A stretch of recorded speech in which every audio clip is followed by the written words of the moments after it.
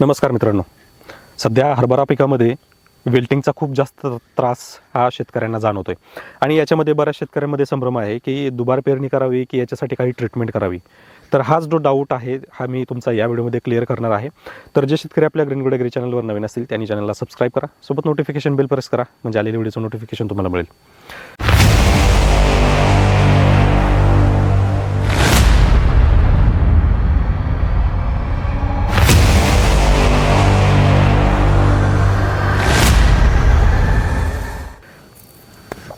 तर मित्रांनो, हरभरा बऱ्याच शेतकऱ्यांनी लावला आहे.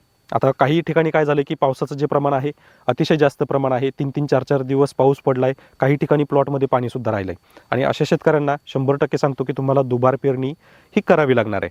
आता असे शेतकरी की ज्या शेतकऱ्यांनी लागवड थोडी लेट केली आहे, हरभऱ्यामध्ये पाणी पण कमी होतं, म्हणजे कमी कालावधीसाठी होतं आणि हरभरा व्यवस्थित आहे, कुठंतरी नॉर्मल एखाद्या झाडावर विल्टिंग दिसते.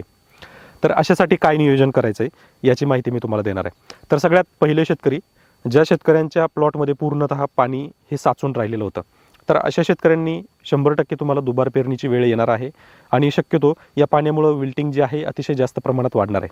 त्यामुळं शक्यतो तुम्ही दुबार पेरणीचीच तयारी करावी असा एक सल्ला मी तुम्हाला नक्कीच देऊ शकतो, ज्यामुळं काय होणार आहे की विल्टिंगसुद्धा तुम्हाला नंतर जाणवणार नाही आणि ती कंट्रोल करता येईल.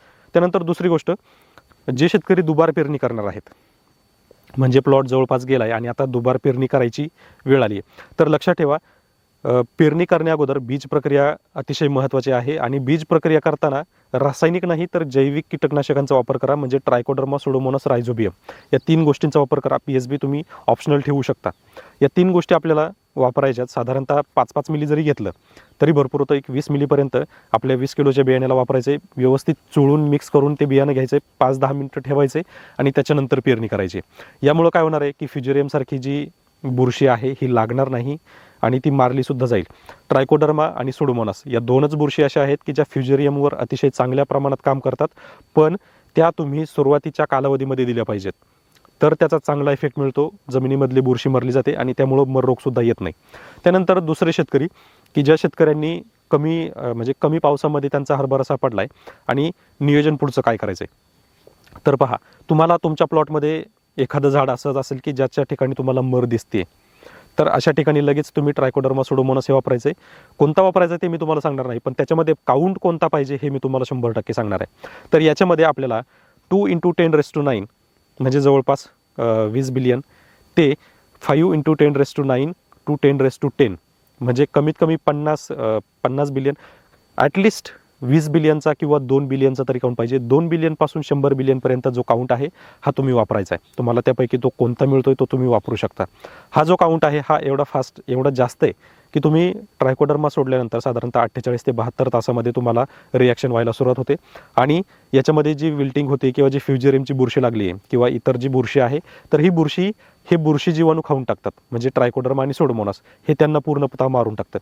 आता असे शेतकरी पण आहेत की ज्यांच्यामध्ये विल्टिंगचं प्रमाण खूप जास्त प्रमाणात वाढलेलं आहे. तर मित्रांनो, अशा परिस्थितीत तरीसुद्धा तुम्ही ट्रायको आणि सुडोच वापरा, पण शक्यतो हरभरा पिकावर तुम्हाला खूप चांगल्या प्रकारे रिझल्ट मिळेल असं सांगू शकत नाही. कारण हरभरा असं पीक आहे की ज्या पिकामध्ये एकदा विल्टिंग सुरू झाली की मग रासायनिकच काय, तुम्हाला जैविकसुद्धा जास्त काम करत नाही. पण 100% नाही तरी तुम्हाला मरीच्या प्रमाणावर एक 50% जर इफेक्ट मिळत असेल तरीसुद्धा मला असं वाटतं की तुम्ही ट्रायकोडर्माचा वापर नक्की करावा. आणि हा प्रॉब्लेमसुद्धा का जाणवतो हे पण लक्षात घ्या. तुम्ही सुरुवातीच्या कालावधीमध्ये, म्हणजे जर बीज प्रक्रिया किंवा बी पेरल्यानंतर जर लगेच ट्रायकोडर्मा, सुडोमोनासचा जर वापर केला असता तर या गोष्टींसाठी आपल्याला वेळ द्यायची गरज पडली नसती.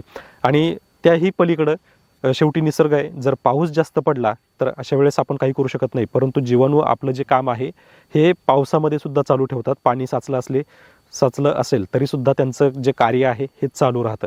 म्हणून या ठिकाणी मी तुम्हाला नेहमी सांगत असतो की ज्यावेळेस बुरशीचा अटॅक होत असेल तर त्यावेळेस रासायनिक नाही तर जैविक कीटकनाशकांचा वापर करा, जो तुम्हाला जास्त दीर्घकाळापर्यंत रिझल्ट देतो. तर मित्रांनो, नक्की कळवा ही माहिती तुम्हाला कशी वाटली.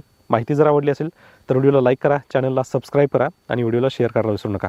तसेच आणखी काही पिकाबद्दल माहिती पाहिजे असेल तर कमेंट मात्र नक्की करा. धन्यवाद.